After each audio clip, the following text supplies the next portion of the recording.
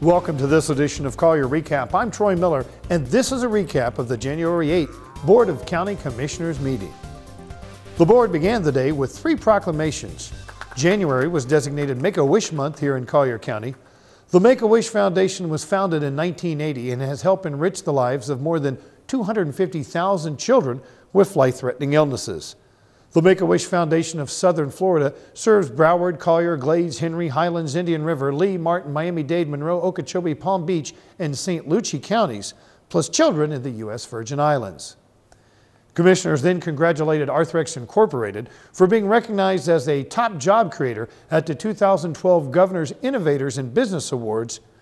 Arthrex is a medical device manufacturer headquartered in Naples, Florida, with offices worldwide. In 2012, Arthrex created 230 non-seasonal corporate and manufacturing jobs in Florida, making it one of the top job creators in the state and in Collier County.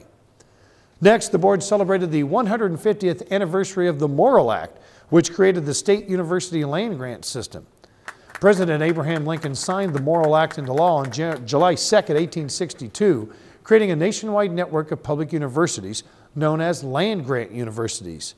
These universities democratized higher education in America and initially provided for the teaching of agricultural science, engineering, and military tactics to improve the quality of American education in those subjects.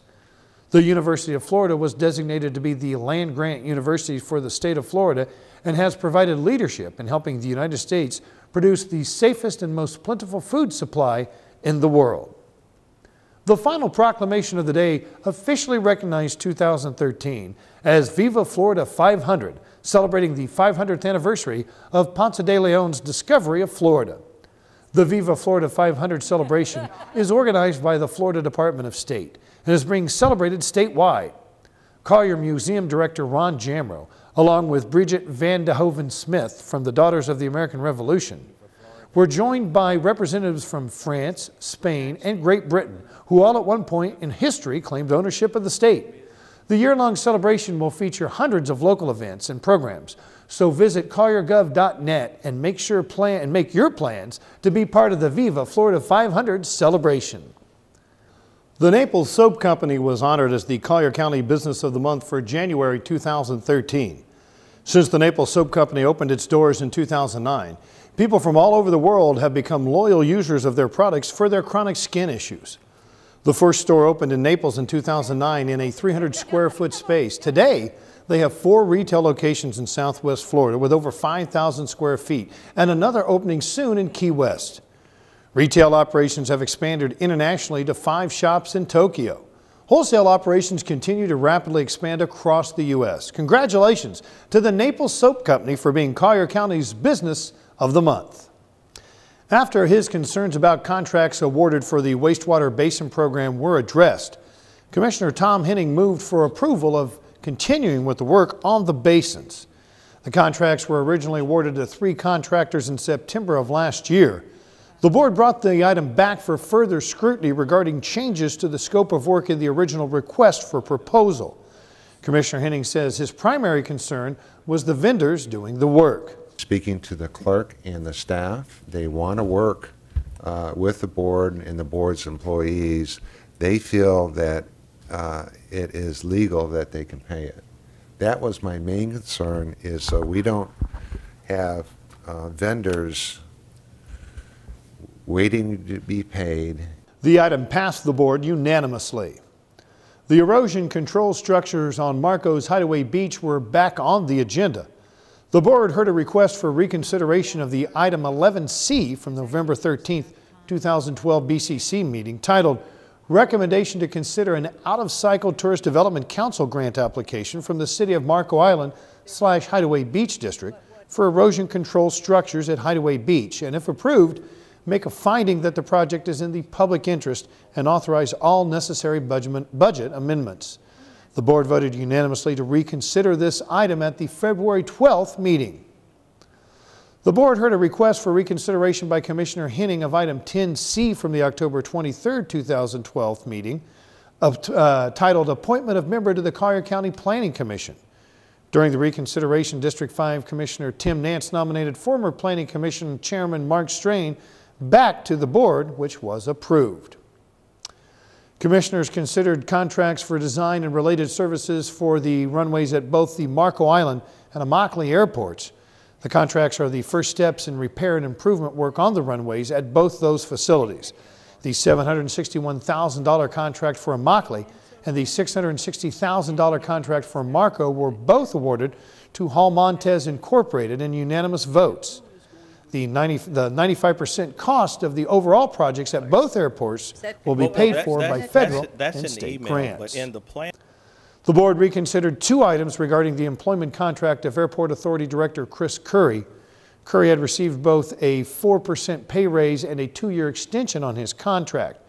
The board voted to rescind the 2-year extension but left the pay increase unchanged.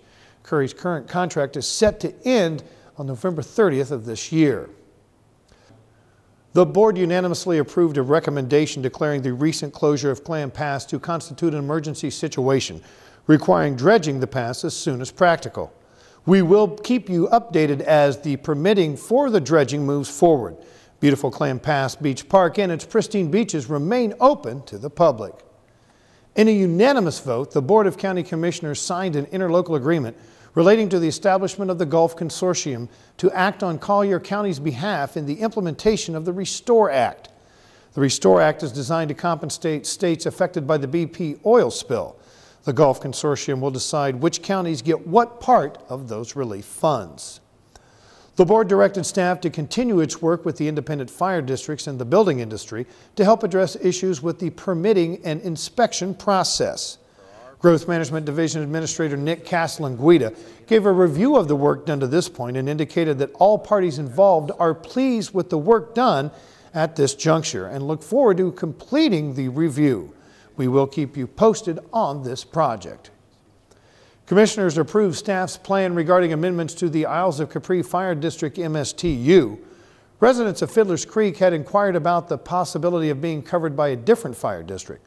Staff began working with Fiddler Creek, Isles of Capri Fire District, and East Naples Fire District in order to come up with a plan that satisfies all concerned and maintains a high level of safety. Staff report on the process was accepted by the board with instructions to finish the process. Staff projects the final amendment to the MSTU should be before the board by the end of March. There were two items related to the Office of the Board of County Commissioners office. The first item was to evaluate options for office restructure, including personnel and office layout. The second was to consider a recommendation to direct the Human Resources Department to develop a new staff position for the Board of County Commissioners entitled Executive Assistant. The board voted to table both of these items until after a workshop meeting scheduled for February, where both of these issues will be discussed. In two separate unanimous votes, the commissioners reappointed Georgia Hiller as chairwoman and Tom Henning as vice chairman. We here at Collier Recap congratulate both of them for their leadership roles. That's all we have time for on this edition of Collier Recap, your recap of Collier County Board of County Commissioners meeting. Now, if you want to review all or part of any county commission meeting, visit colliergov.net and click on the video archive section. Once in the archive section, select the meeting you want to review. Now, for BCC meetings, you can use the convenient drop-down menu to select and jump to any item of your interest. For additional information on Collier County Government, visit our Facebook page at Collier County Government. You can also check out videos about government services at the Collier Gov YouTube channel. I'm Troy Miller. Thanks for watching Collier Recap. We'll see you next time.